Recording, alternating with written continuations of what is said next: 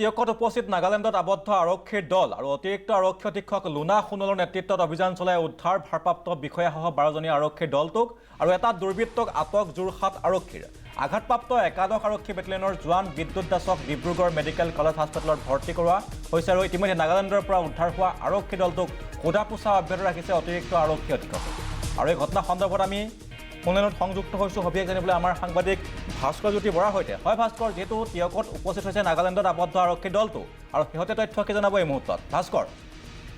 নিশ্চয়কৈ চাওক ভাস্কৰ, আপোনাক জনাব লাগিব যে কালিৰ সন্ধিয়াৰ ভাগত অসম আৰক্ষীৰ এটা দল যোৰহাটৰ শীৰ্ষ বিষয়া, টিয়কৰ OC আৰু যোৰহাটৰ এগৰাকী DSP, তেখেতৰ নামটো একেলগে বৰ্তমান আমি জনাব পৰা হোৱা নাই যদিও এজন যোৰহাটৰ DSP আছিল, এজন টিয়কৰ ভাৰপ্ৰাপ্ত আৰক্ষী বিষয়া আছিল আৰু অসম আৰক্ষীৰ দল সৈতে এটা গাড়ী চোৰৰ সন্ধানত নাগালেণ্ডত য়াচাং বস্তিত তেওঁলোকে অভিযান চলাইছিল।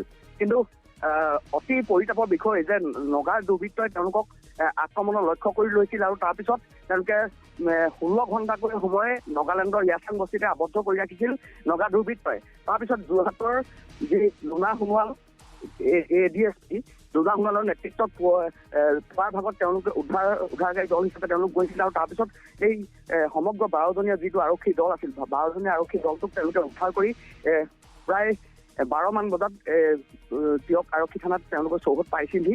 এই মুহূৰ্তত কিন্তু আৰু কিছু তথ্য আছে যদিও আমি ৰাজহুৱা কৰিব পৰা নাই। অসম আৰক্ষীৰ তৰফৰ পৰা কোনো ধৰণৰ তেওঁলোকে তথ্য ৰাজহুৱা কৰা নাই, কিন্তু কিছুমান তথ্য তেওঁলোকৰ কিছু যি তেওঁলোকৰ বন্দুক বাৰুদ, সেই বন্দুক বাৰুদৰো কিছু তথ্য আহিছে যে কিছু তথ্য তেওঁলোকে ৰাজহুৱা যিহেতু কৰা নাই, কিন্তু সেই তথ্যসমূহ আমি উদ্ধাৰ কৰিবলৈ চেষ্টা কৰি আছো, সোধা পোছা চলাই আছো।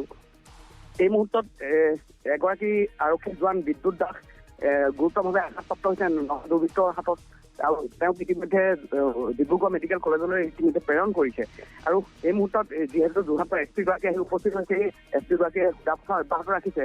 SP গৰাকীৰ পৰা আমি ভাষ্য সংগ্ৰহ কৰিবলৈ যত্ন কৰি আছো যে কেনেধৰণৰ গোটেই ঘটনাটো কি হৈছিল আচলতে, বা কেনেধৰণৰ এই পৰিস্থিতি তেওঁলোকে সম্ভৱপৰ হ'ল, বা কেনেধৰণে এই পৰিস্থিতিত তেওঁলোকে এই মুহূৰ্তত কি হৈছে, গোটেই কথাটো আচলতে এই মুহূৰ্তত গোটেই পৰ্দাৰ আঁৰত থকা এটা বিষয়।